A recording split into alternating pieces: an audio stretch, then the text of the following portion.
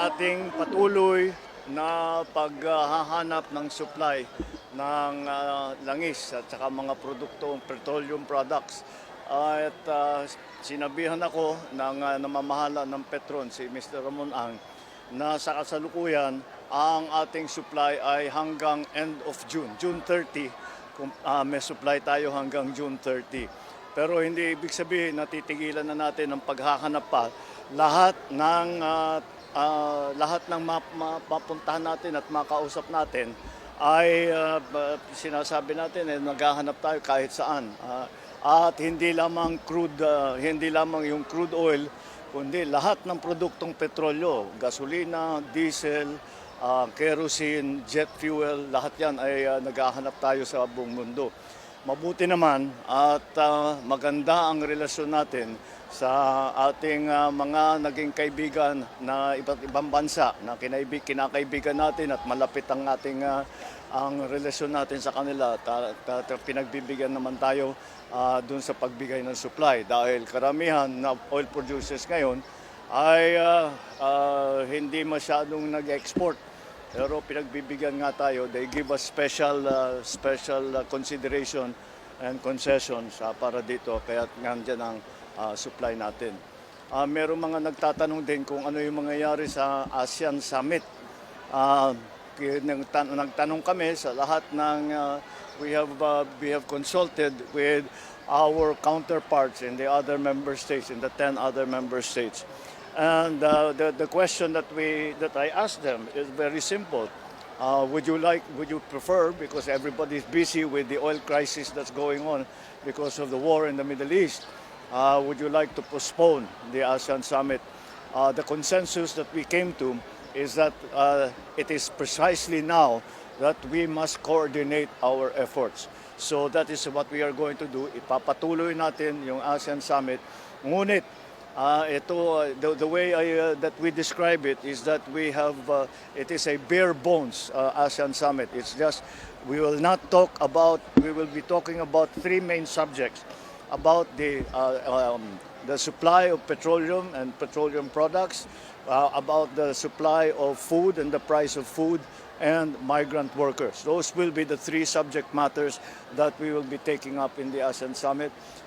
It will be over a period of maybe a day and a half, imbes na yung mahaba, what we had planned. Lahat ng plinano natin, sabi ko, baka hindi naman ngayon ang panahon na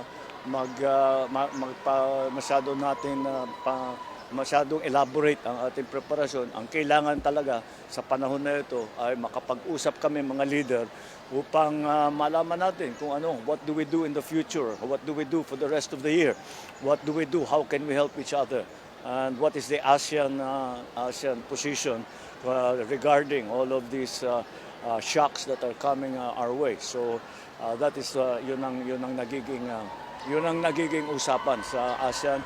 Tuloy tayo sa May 7, May 8, but as I said, it will be a very bare-bones summit which will focus very closely on those three subject matters: oil, food, and migrant workers. Sir, sa halip na dalawang leader summit, isa na lang po ba ang magiging leader summit for this year? Wala tayong, hindi natin na pinag-uusapan muna yung sa November.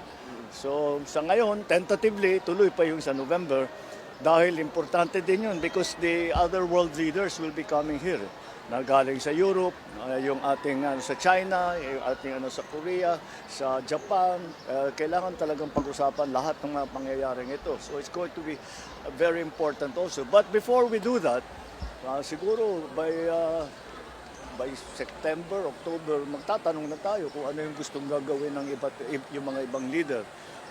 Kung makarating man sila, etc. So, pero right now, we are focused on the summit in May. Sir, may nananawagan na kongresista na bawasan po ang budget ng ASEAN. From 20, gawin na lang daw po 10.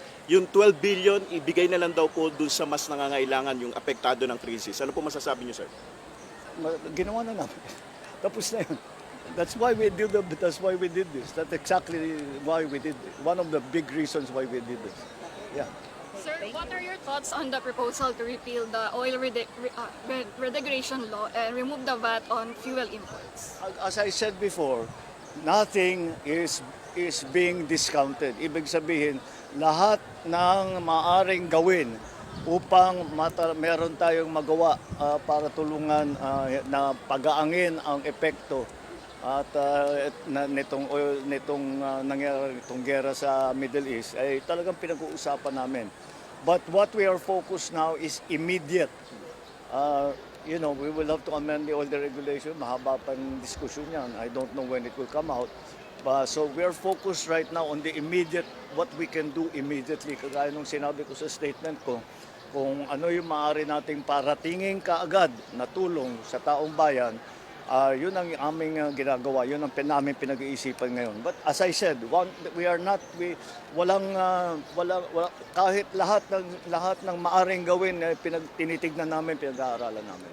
Okay, thank you. Thank you, Mr. President.